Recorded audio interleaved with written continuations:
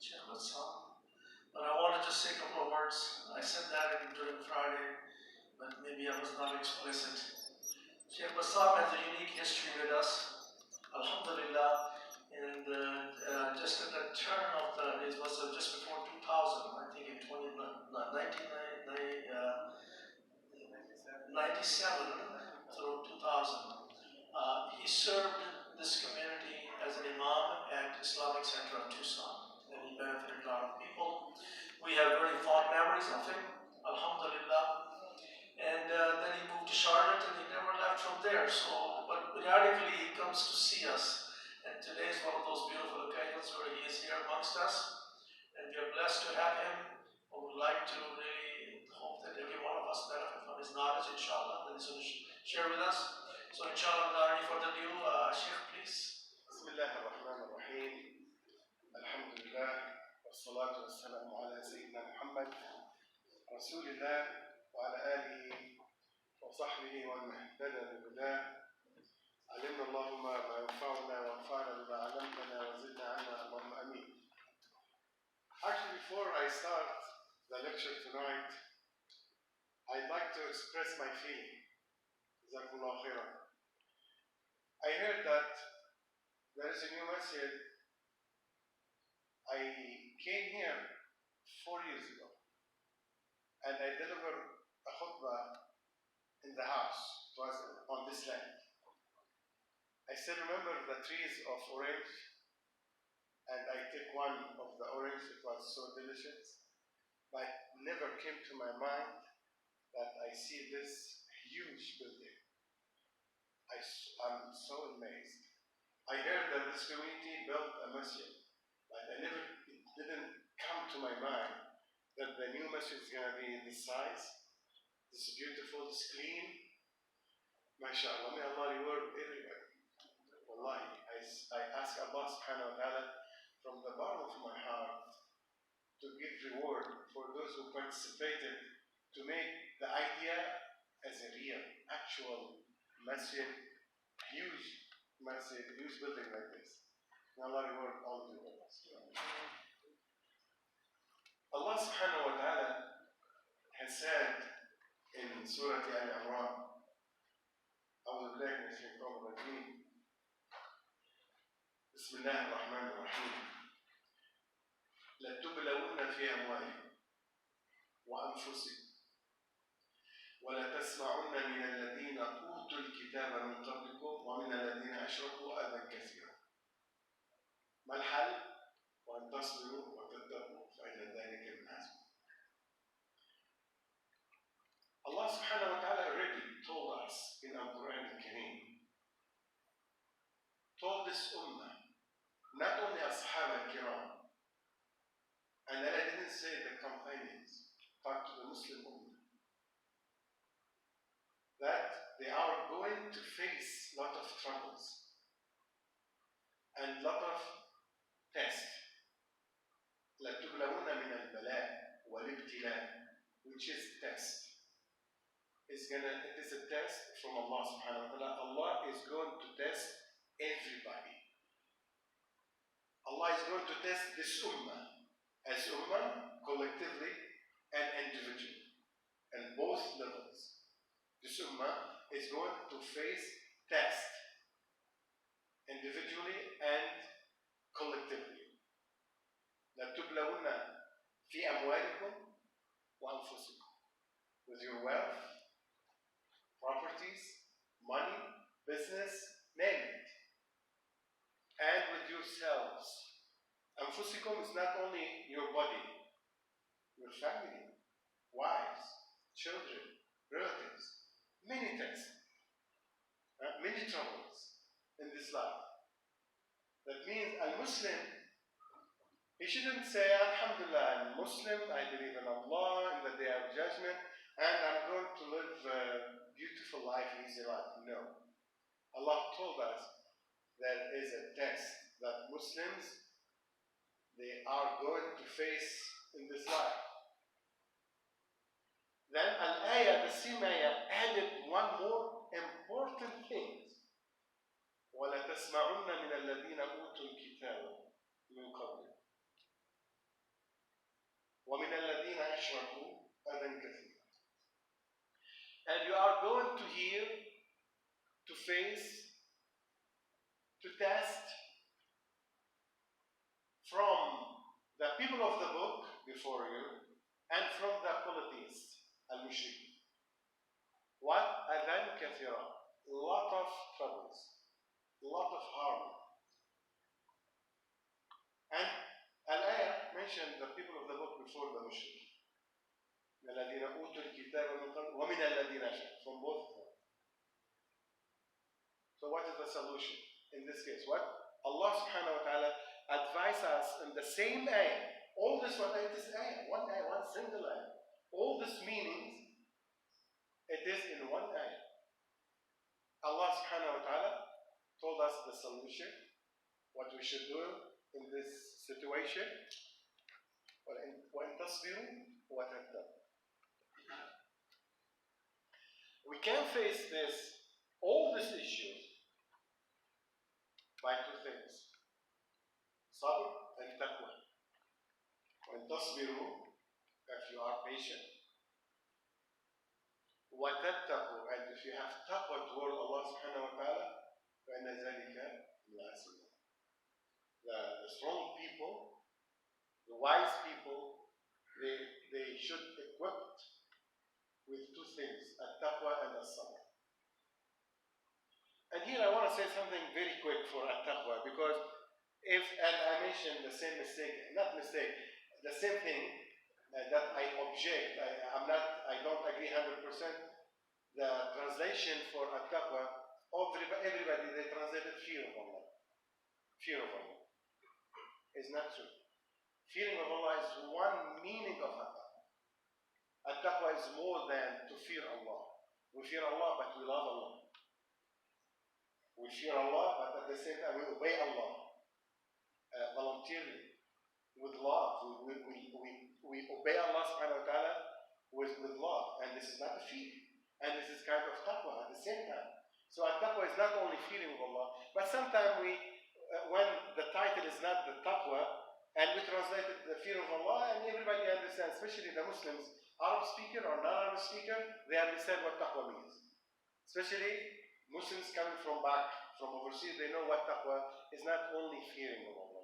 But when I talk to the new generation, I respect a lot, listen, the youth, I respect a lot. Every community should pay a lot of attention for the new generation. And we should equip with as-sabr and with at-taqwa. Here I want to jump very quick to one of hadith al-Nabi sallallahu alayhi wa sallam.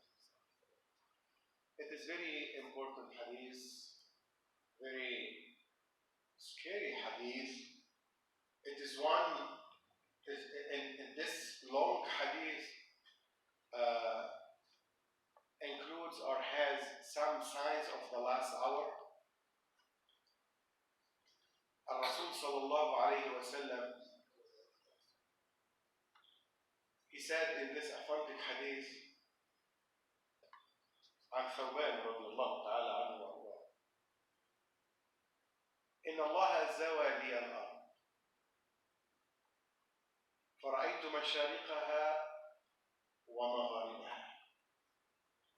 Subhanallah, this hadith, when you hear this hadith, today we understand it very clear, very quickly. Device. You can talk and see somebody is in Pakistan, is in India, in New Zealand, right? With this small device, you can see and talk. Almost the same thing al-hadith indicates. Allah subhanahu wa ta'ala let me see the east of the earth and the west of the earth in front of my eyes. Exactly. Today you can talk to somebody in the east, in the New Zealand, and somebody in Hawaii, Honolulu. Did you hear about Honolulu? You know Honolulu is Arabic word? You know Huna, that means here. Lulu, it is Arab. The Arab and the Muslims went there before the non-Muslims. it was Muslims from long time ago. But this introduction for what? To tell us وَإِنَّ مُلْكَ أُمَّتِي سَيَبْلُغُ مَا زُوِيَ لِي مِنْهَا. And the kingdom of my ummah, that means my ummah will spread all around the world. And they will reach the land, the last point or the last limit I saw in the east and in the west. If there are Muslims living in Honolulu today, be sure that Rasulullah ﷺ saw this island when Jibreel ﷺ made him to see the west. If there are some Muslims, that we know that there are many Muslims in New Zealand, and you know the incident what happened in New Zealand, are living in New Zealand, the further east on the earth, on the globe. That means Rasul sallallahu alayhi wa sallam saw New Zealand. Exactly. وَمَا يَنطِقُ عَنِ الْهَوَى إِنْ هُوَ إِلَّا وَحْيٌ يُوحَى عَلَّمَهُ شَدِيدُ الْقُوَى عليه الصلاة والسلام. The third idea in the hadith, وَأُعْطِيتُ الْكَنْزَيْنِ الْأَحْمَرَ وَالْأَبْيَضَ. And Allah gave me the two treasures, the red and the white. What the red represents and what the white represents. The red represents Persia, and the white represents the Rome. And that's what exactly happened right after the Prophet died. Right after, not years. Right? The Muslims conquered Iraq and Iran today, and Persia, and the Sham and the Syria and Iran. And the scholars, they said the Persian kingdom and the Rome. Persia. وَإِنِّي سَأَلْتُ رَبِّي لِأُمَّتِي. Listen to the sanctity and the mercy that Rasulullah had for his ummah. Look how he is merciful toward his ummah. وَإِنِّي سَأَلْتُ رَبِّي لِأُمَّتِي أَلَّا يُهْلِكَهُمْ بِسَنَةٍ بِعَامَّةٍ.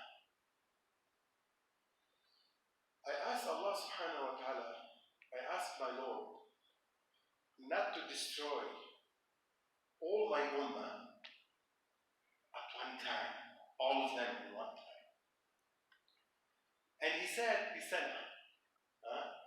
As-sana means the famine, in English, famine, al-ju' al-majaa, and dry. So, as-sana means al-qahr, al-jab, dry and famine. He asked Allah subhanahu wa ta'ala not to kill or to destroy his ummah by famine, all of them at one time. وَأَلَّا يُسَلِّطَ عَلَيْهِمْ عَدُوًّا مِنْ سِوَى أَنفُسِهِمْ فَيَسْتَبِيحُ بَيْضَتَهُ. Then he asked Allah subhanahu wa ta'ala not to let their enemies to take over all of them and to take all the land where Muslims are living, and to take all their land. Then he said, وَإِنَّ رَبِّي قَالَ لِي. Listen to this dialogue between the Lord, Jalla Jalaluhu, the Almighty, and His Messenger, Muhammad sallallahu alayhi wa sallam. A dialogue. He said, I ask Rabbi, right? And his Rabb, Allah subhanahu wa ta'ala, will answer him. And let us together listen what? His Lord, Jalla Jalaluhu, answered the Prophet sallallahu alayhi wa sallam. قال وَإِنَّ رَبِّي قَالَ لِي. And my Lord, indeed my Lord told me, Ya Muhammad sallallahu alayhi wa sallam, Ya Muhammad, إِنِّي إِذَا قَضَيْتُ قَضَاءً فَإِنَّهُ لَا يُرَدُّ. O Muhammad sallallahu alayhi wa sallam, if I decided any divine decree, any qada or qadar, nobody can change it. nobody allowed, nobody can change it. Because والله يقضي والله يحكم لا معقب لحكمه. When Allah subhanahu wa ta'ala decided any decision, no one can change it. No one can, okay, that's fine, but let us add, let us take some. No, wait. When Allah, ألا له الحكم والأمر, when Allah has any hukum, any decision, nobody has any say to say anything, to add anything, or to remove anything from the decision of Allah subhanahu wa ta'ala. وَإِنِّي إِذَا قَضَيْتُ قَضَاءً فَإِنَّهُ لَا يُرَادُ. If I decided any decision, any divine decree, nobody can change it or allow to change it. What is قضاء الله subhanahu wa ta'ala? What is قدر Allah with this ummah? Let us together listen to what Allah decided. وإني إذا قضيت قضاء فإنه لا يراد.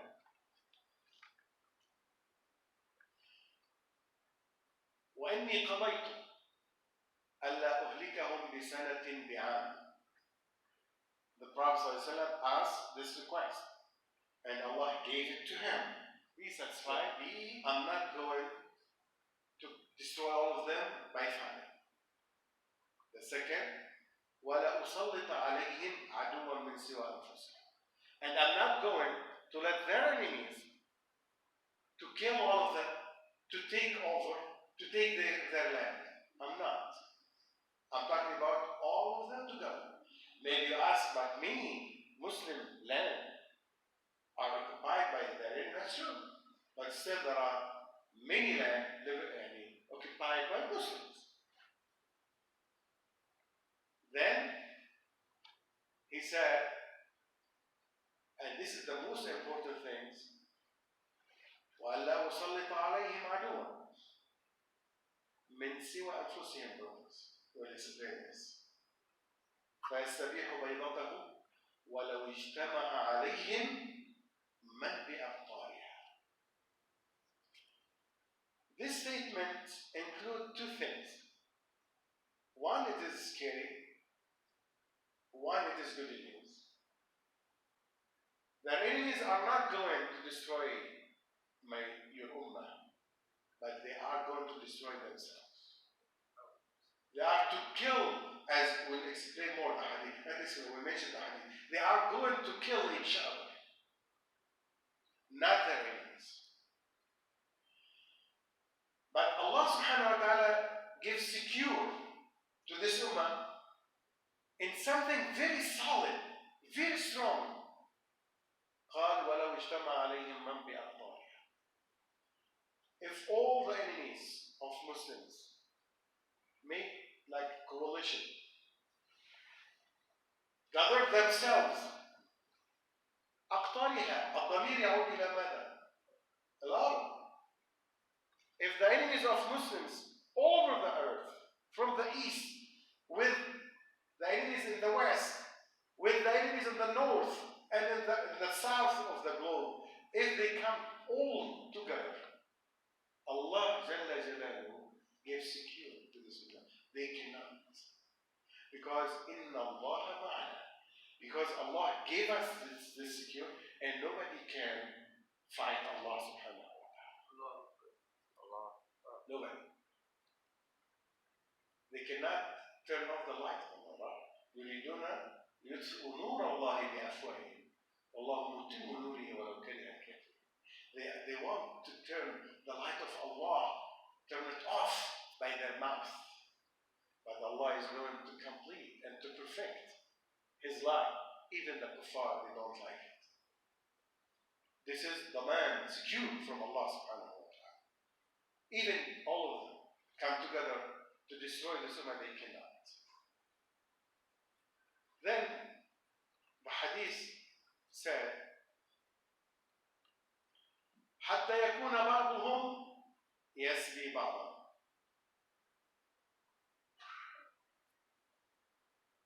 حتى يكون بعضهم يهلك بعضا وبعضهم يسبي بعضا.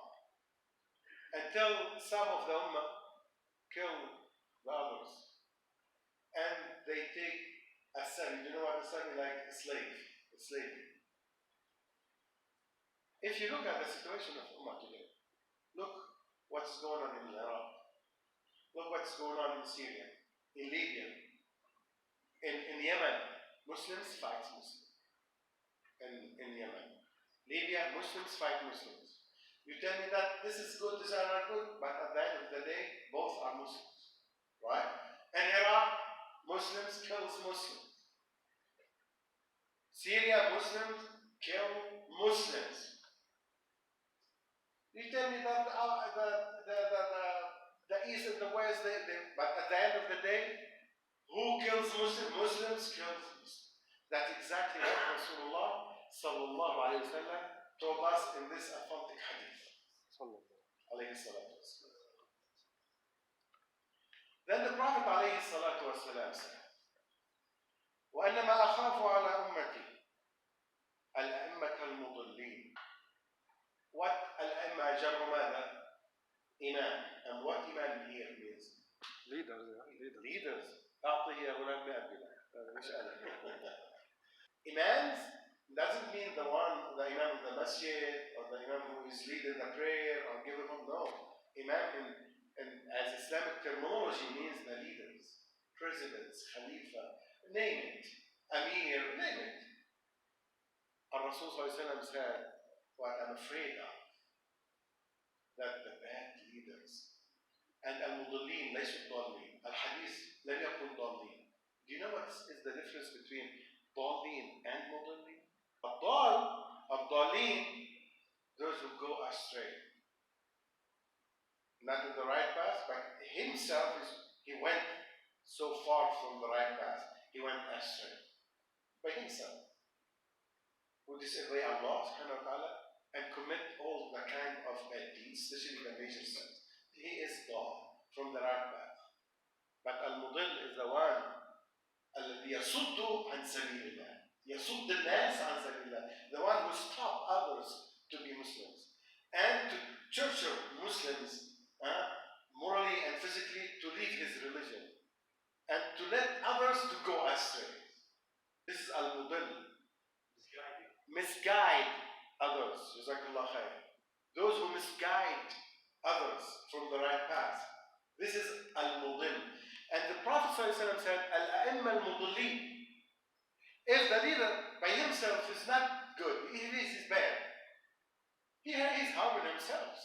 But if the leader is bad, if the leader invites his community or his people to drink alcohol or to make alcohol permissible, zina permissible, riba permissible, etc., all the bad deeds, especially the major sins, permissible. If they make it permissible, he is mudil. Then the Prophet ﷺ, he mentioned, he said, وَإِذَا وُضِعَ السَّيْفُ فِي أُمَّتِي وَإِذَا وُضِعَ السَّيْفُ فِي أُمَّتِي لَمْ يُرْفَعْ عَنْهَا إِلَى يَوْمِ الْقِيَامَةِ. إِذَا وُضِعَ السَّيْفُ فِي أُمَّتِي. If my ummah face the blood shed, killing, lot of kills, die because of killing, as in big mass of killing, exactly like what is going on today in many of Muslim countries. And don't look only in the Arab countries today, what's so-called the Rabi' al-Arabi, the Arab Spring. Look at what's going on in the Rohingya, in the Mali. Right? Also, there are Muslims. What happened in Chechnya? What happened in Bosnia? Not only in the Arab country, but our countries today is still current. The situation, the bad situation, is still current. This killing is not going to stop till the day of judgment. Then the Prophet ﷺ said, وَلَا تَقُومُ السَّاعَةِ. Now we start to talk and many signs of the last hour. It is one hadith. So far it's one hadith. ولا تقوم الساعة حتى تلحق قبائل من أمتي بالمشركين. And the last hour is not going to be happen to start until many tribes of my ummah, many tribes of my ummah, big numbers of my ummah will follow and imitate and prefer al-mushrikeen, the kuffar. That's my point, brothers. My point is some of these people, some of these Muslims, he's not proud, he's Muslim. He changed his name, Muhammad, to Mo. For example, they are not proud that they are Muslims. Maybe they are ashamed that they are Muslims. They are imitating the non-Muslims. They want to do like non-Muslims. Until this thing becomes as a sign, clear sign of the last hour. And what Rasulullah also said in the same hadith, وَحَتَّى تَعْبُدَ قَبَائِلُ مِنْ أُمَّةِ الْأَوْثَانِ. وَحَتَّى تَعْبُدَ قَبَائِلُ مِنْ أُمَّتِ الْأَوْثَانِ. Until tribes of my ummah, they are going to worship idols again. Here we remember hadith al-Nabi sallallahu alayhi wa sallam. بدأ الإسلام غريبا وسيعود غريبا كما بدأ. Al-Islam started as a strange religion. Why? Al-Mushrikun, Al-Arab, Al-Mushrikun, before the revelation, Al-Wahy, they used to worship idols. How many idols were around Al-Kaaba? 360 idols were around Al-Kaaba when the Prophet ﷺ became a prophet. What is strange? They used to worship 360 gods, and Rasul ﷺ said, you should worship one God, not 360. He said, أَجْعَلَ الْآلِهَةَ إِلَهًا وَاحِدًا? What is this? He made the concept of God as one. We have 360. He wants to make all of them as one God? Doesn't work with us. إِنَّ هَذَا لَشَيْءٌ عُجَابٌ. That's strange. They say Allah said that in the Quran. And now, when Rasul sallallahu alayhi wa sallam told the people of Quraysh, killing is haram, eating dead animals is haram, drinking alcohol is haram, committing adultery is haram, dealing with riba is haram, cutting the family ties is haram, this is haram, this is haram, this is haram. They said, this is strange religion. You change the religion of our fathers. Today, almost the same, right? When Islam said, this is haram, this is haram, this is haram, said everything is haram in Islam, nothing is allowed in Islam. That's strange. That is strange. That, to understand, Hadith al-Nabi sallallahu alayhi wa sallam, al-Islam started by its teaching as a strange religion, and it's going to be strange by the same teaching. We cannot add, right? We cannot add. In the same teaching will become as a strange religion. Why? Because people change.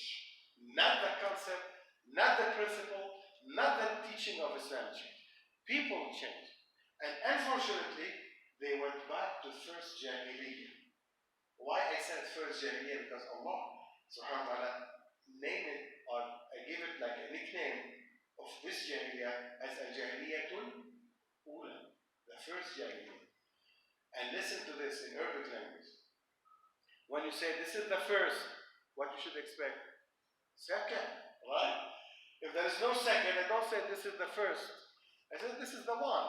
But when I said first, you should expect what? Second.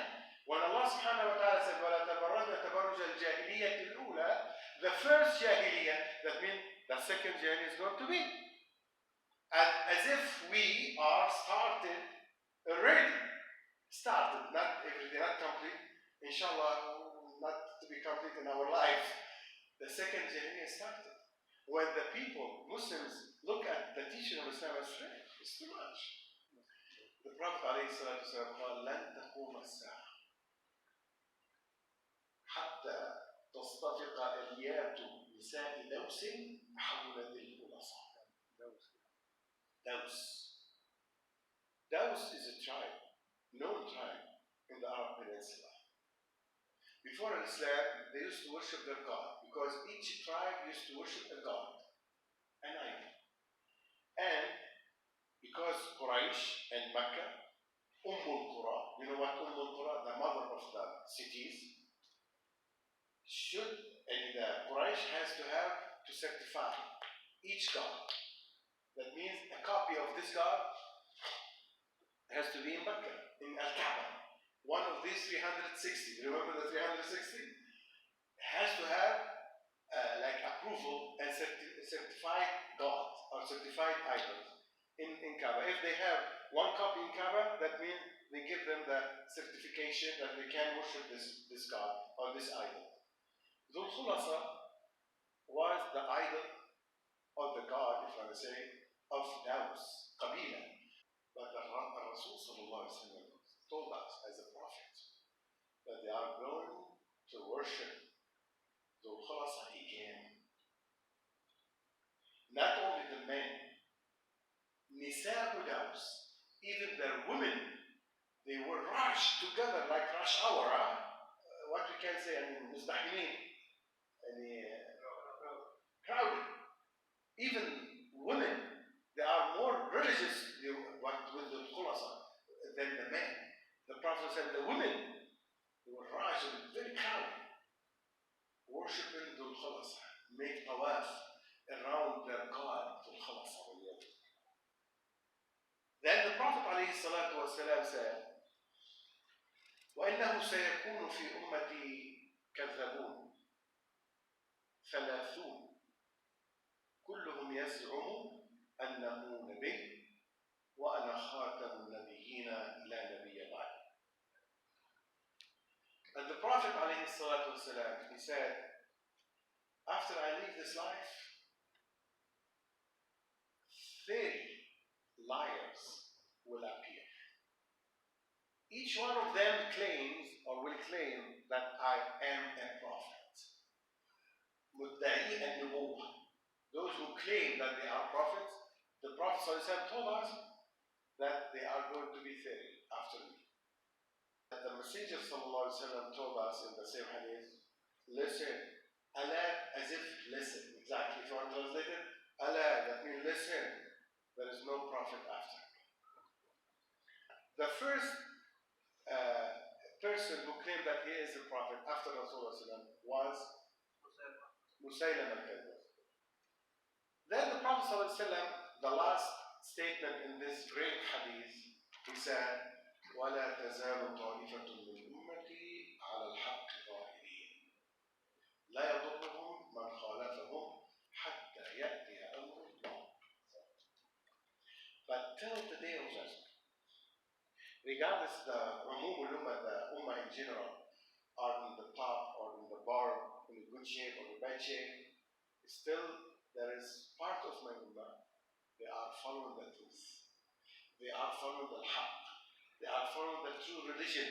They are following the kitab and sunnah of Rasulullah and the guidance of as-sahaba al-kiram radiallahu ta'ala anhum ajma'in till the day of judgment with one important condition: لا يضرهم من خذلهم. وفي رواية لا يضرهم من خالفهم.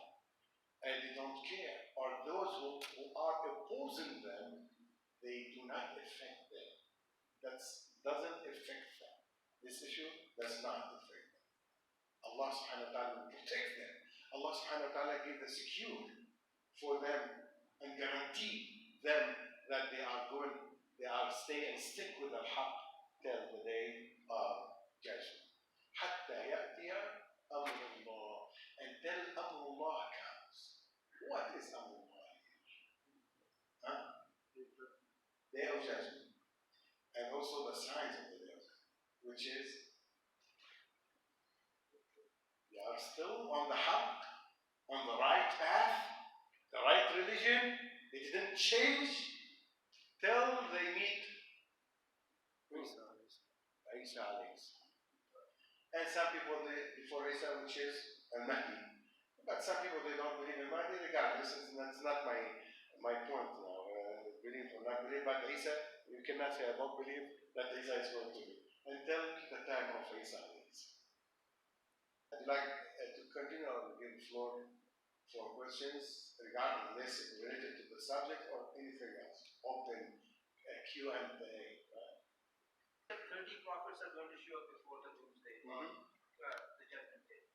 So, up to now, with your in-depth study of Islam, how many have appeared? Because right after Rasulullah there were 13 or 14, and then I count from where I am from, Mirza, who started Qadani, and then there one in Persia, there's few in Africa, yeah.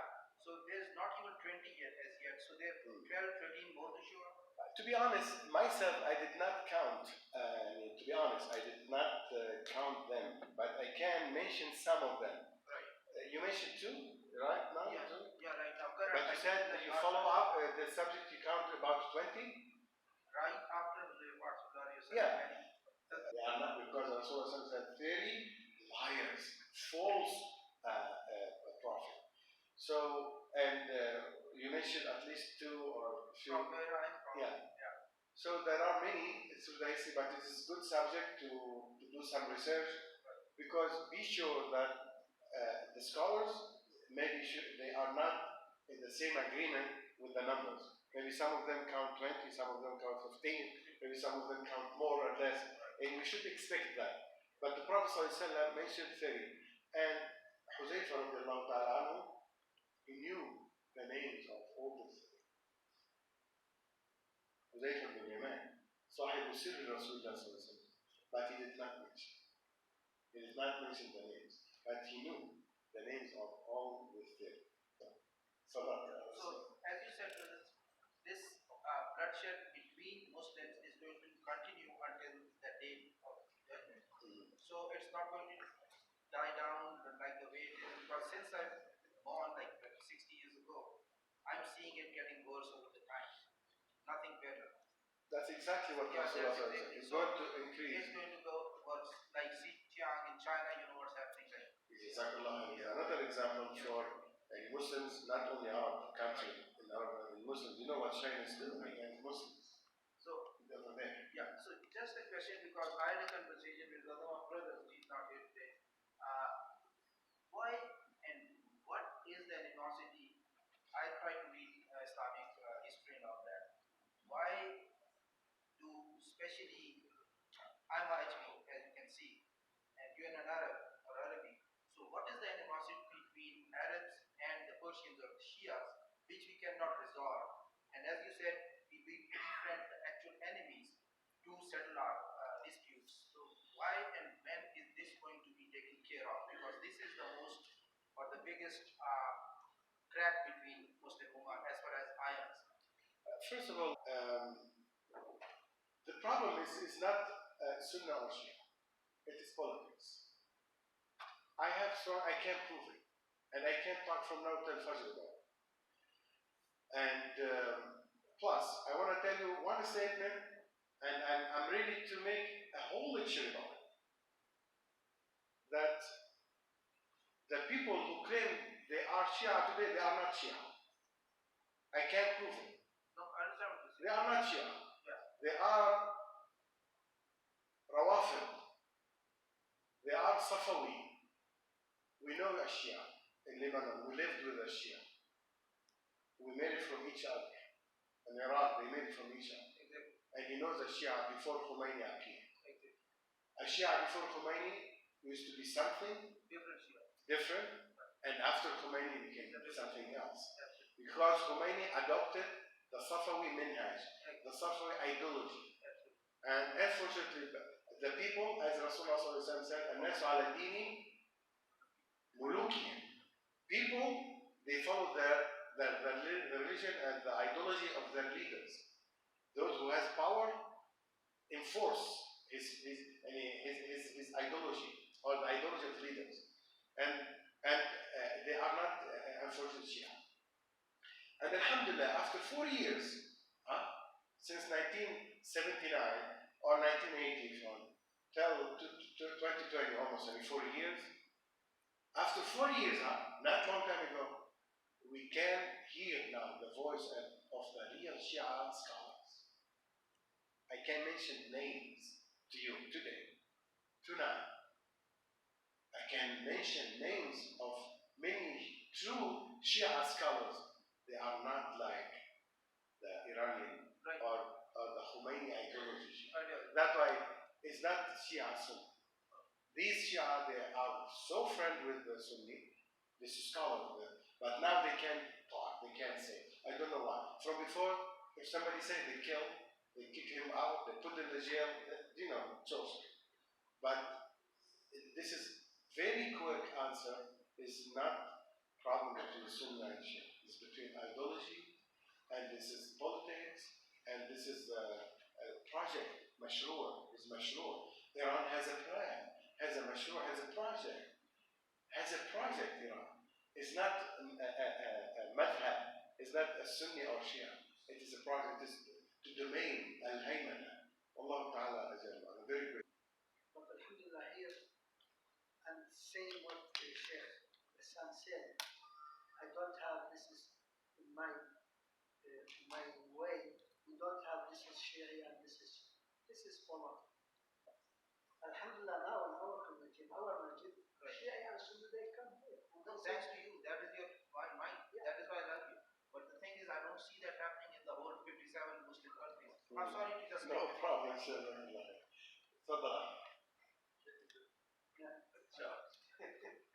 You mentioned, alhamdulillah, you gave us this scary picture of state of affairs. Alhamdulillah, at the end you gave us hope. Inshallah, we want to carry with this hope. So maybe it would be beneficial to talk a little bit about telling us how to recognize this group that we should continue to do that, rather than the misguided or the people who would do the wrong thing. Good question. Just follow. Good question. Good question. Jazakallah khair. When the Sahaba radiallahu ta'ala anhum asked the Prophet sallallahu alayhi wa sallam, Sifhum lana ya Rasul. That's a good question. Describe them to us, O Prophet of Allah. Who are these people who are following al-haq and the true religion till the day of judgment? Do you like to know? Take your time. No, but it's short answer. The Prophet ﷺ said, ما أنا عليه اليوم وأصحابي. ما أنا عليه when? اليوم وأصحابي. As a sign, a distinguish, to know. And what the scholars, Sheikh Bassam الفرقة الناجية, right? أو الطائفة الناجية, as Rasulullah said, the saved group, they call it. الناجية, what الناجية? That Rasulullah said, الطائفة الناجية, الفرقة الناجية. Describe them to us. He said, those who will follow me. What I came with today. Me and my companions. Those who follow me and my companions. Very short and hit the point.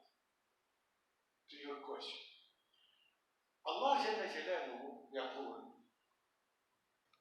Allah subhanahu wa ta'ala said وَمَنْ يُشَاقِقِ الرَّسُولِ من بعد ما تبين له الهدى ويتبع غير سبيل المؤمنين نوليه ما تولى ونصله جهنم وساءت مصيره. Dangerous or not? Or the one who disagree with Rasulullah. وَمَنْ يُشَاقِقِ الرَّسُولِ, and the one who disagree with Rasulullah and oppose the teaching of Rasulullah after the guidance came to him. من بعد ما تبين له الهدى. Rasul came with huda or not, brothers? After al-huda and the guidance and the sunnah of Rasulullah, after the sunnah came, the guidance of Rasulullah came very clear. And he opposed it, he doesn't care, he doesn't want to follow.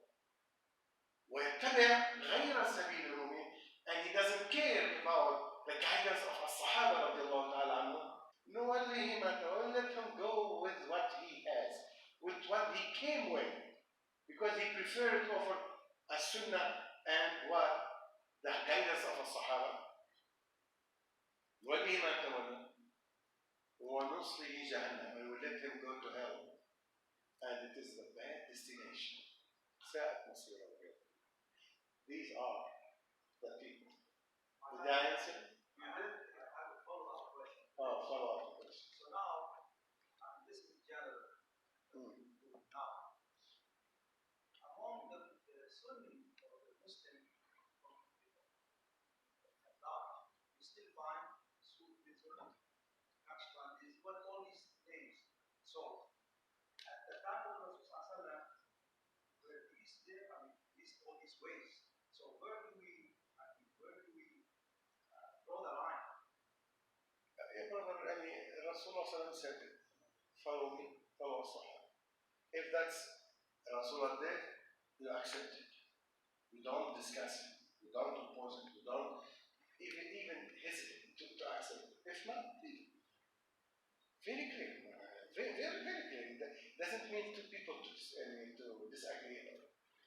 Anyway, I believe that at the time, there is Hadith Qudsi that Allah subhanahu wa ta'ala told the Rasulullah that I'm going to give you a book. لا يبله الماء. لا يبله الماء. What that means, brothers? A book does not get wet with water. If you take this book and put it in the water, it will become wet. He said, how come? Allah in Hadith Qudsi said, at the time of Rasulullah and the Sahaba, how did they used to receive and to memorize the Quran? From the Mus'haf? The heart. From heart to heart. From listen as-sama. If you memorize the Quran in your heart, and if you take a shower or you swim in an ocean, not Atlantic, the Pacific, the biggest ocean, is what you memorize get wet? No. So the main Al-Quran, Sahaba, they received it from Rasulullah verbally, and they memorized it in their heart. That's why they wrote Al-Quran after Al-Kataba, as a book, one book, as a Mus'haf. Do you know the difference between Quran and Mus'haf? Do you know what the difference between Quran and Mus'haf? Al-Quran, the ayat that you memorize in your heart, this is Quran. But this is Mus'haf. How many Quran do we have? Barakallah fi. He deserves, I'm serious, he deserves a gift. Jazakallah khair. May Allah reward him. And how many Mus'haf do we have?